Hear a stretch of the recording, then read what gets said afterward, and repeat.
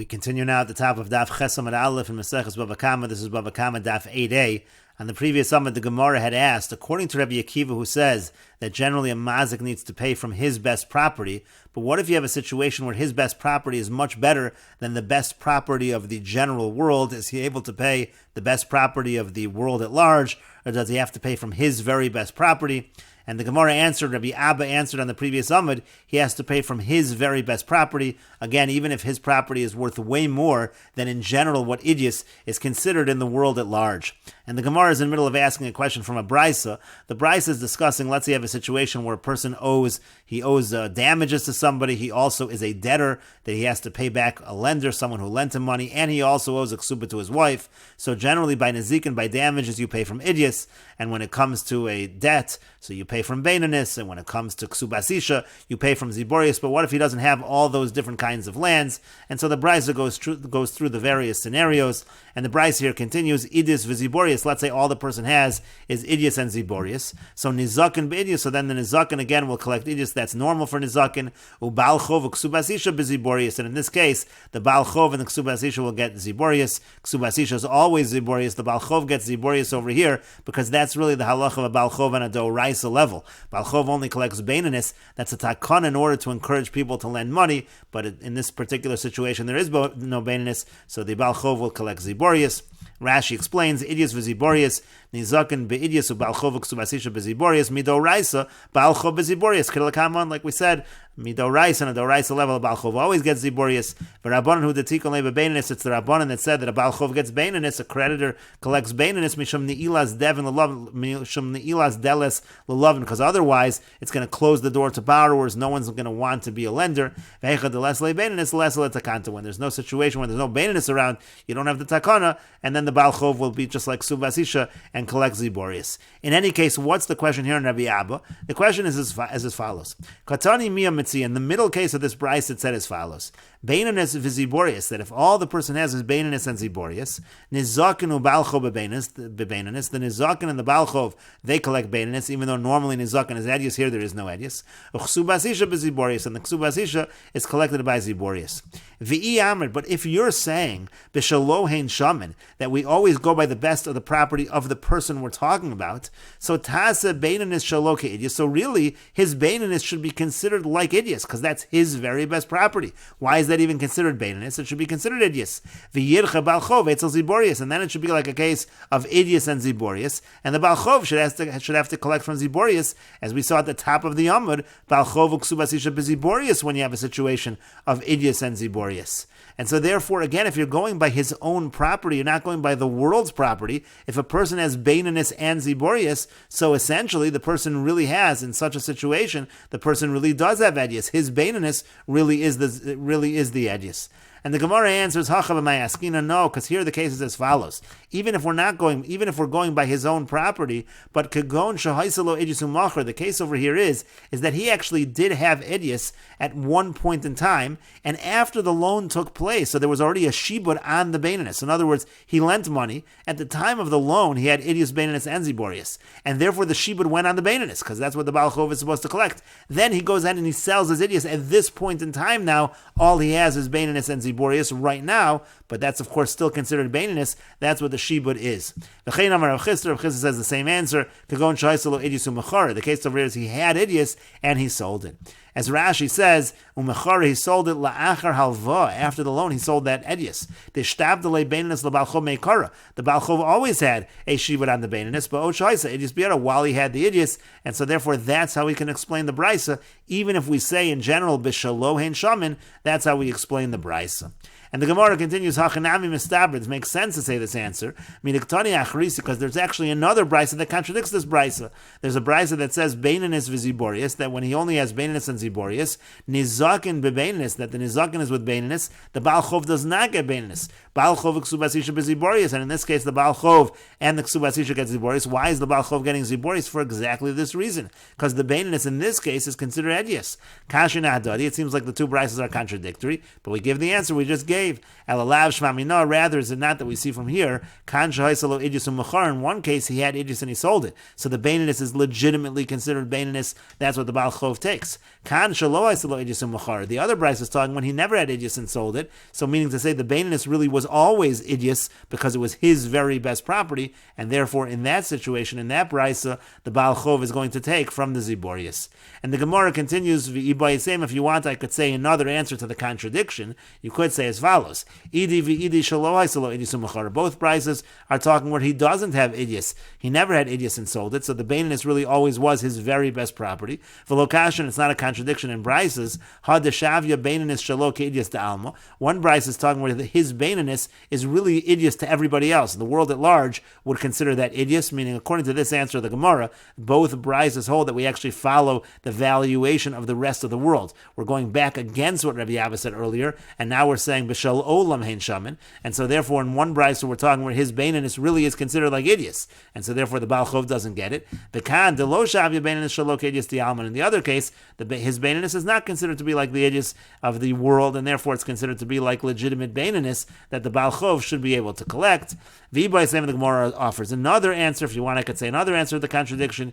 Idi v'idi kagon shahaisa baininess shelo kebaininess di'alma. In both Bryces, they're talking about where his baininess really is like standard baininess. V'hacha b'ha and they're arguing about as follows. Mar savar b'shelo hein shaman. One says we follow his best property. His best property in this case is baininess, so therefore it's really considered like idus. The Baal Chov doesn't get it. Umar savar b'shelo olam hein shaman. And the other Bryce says no, we follow the way that the world views, the world at large would see the property, and therefore if they see the property as baininess, so it's considered to be baininess, and therefore the Baal Chov would be able to collect from that baininess. And the Gemara continues, Ravina says a different answer to the contradiction in Bryces. B'du'ula pligi, actually the two Bryces are arguing in the statement of Ula. The Amar Ula, because Ula said, Dvar Torah Baal Chov b'ziborius, that on a doraisa level, a Baal Chov gets the ziborius. Shenamar, as the Pasuk says, B'chutz ta'amod v'yishasher atano shabo yotzi eleches avot hachutza. It says that the person should stand on the outside, and the person who owes you money, so he should bring out the collateral to the outside.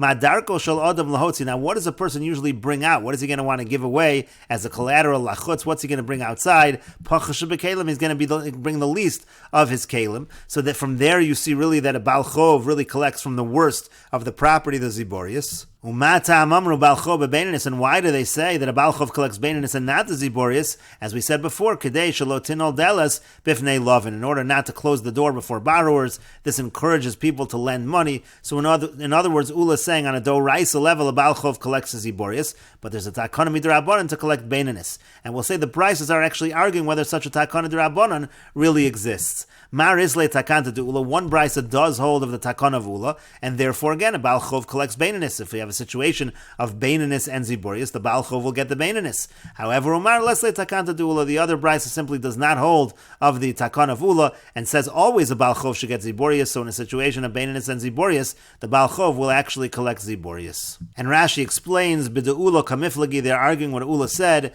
Tana basra lesle takanta de Ula, meaning the later Brysa doesn't hold of Ula. Elabasar Krazel just follows the pasuk and says that a Baal Chov always gets ziborius.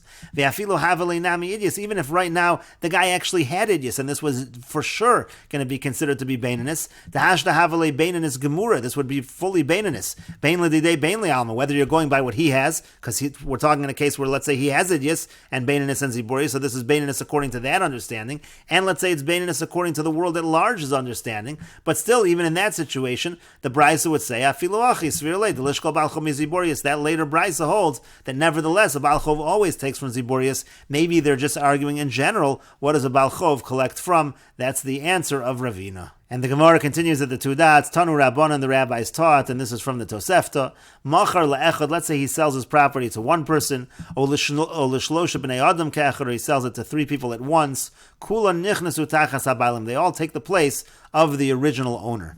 Rashi explains, Machar le'echad or l'gimel b'nei adam, meaning biyom echad, let's say in one day, he either sells all of his property to one person, or to three people all in one day. Mishahaya olav nizaken uchsuvasishu Baal Chov. The case over here is, again, we're talking about a person who owes money because he did damage. He owes money as a ksuba to his wife, and he also owes money to a Baal Chov, to a creditor.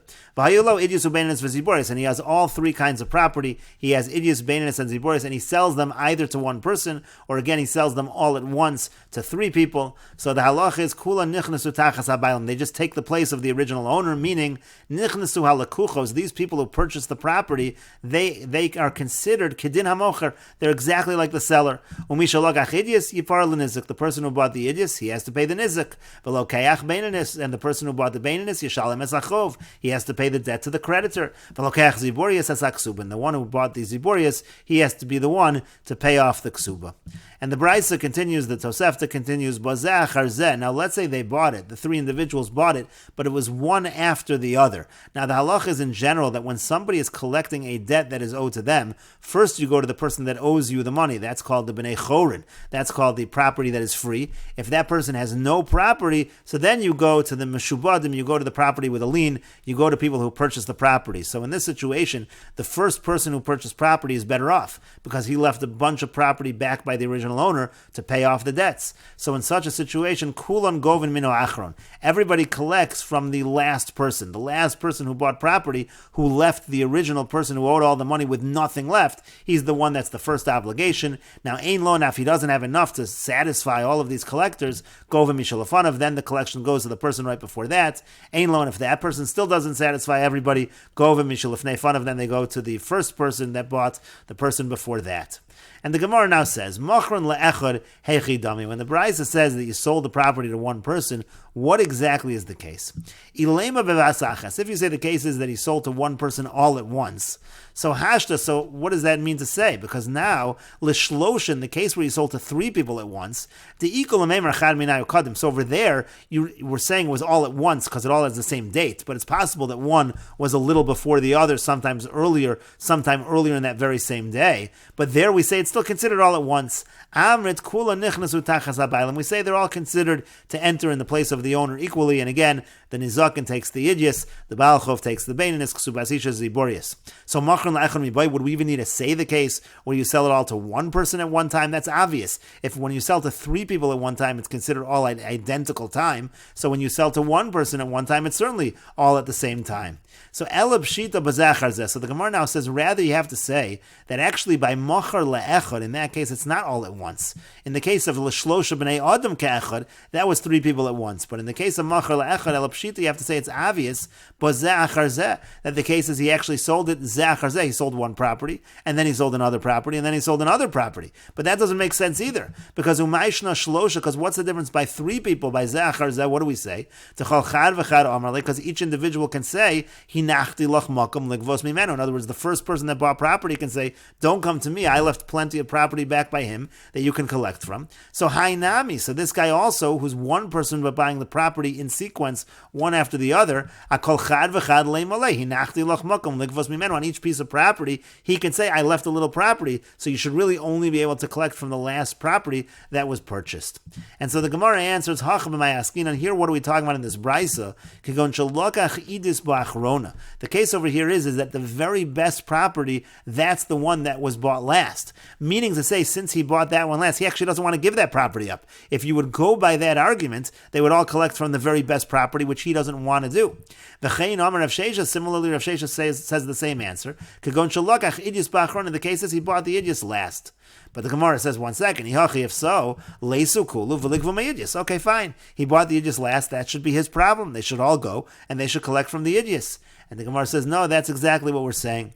Mishum da'amar lahu, what he says to them is as follows. He can say to them, Ishaskisu v'shaklisu kidinaichu shaklisu. If you're quiet and you take according to what your normal standard collection is, then I'll let you take that. Meaning to say, if you take, the nizakin takes idius, and the balchov takes beinanis, ksubasisha ziborius, then fine.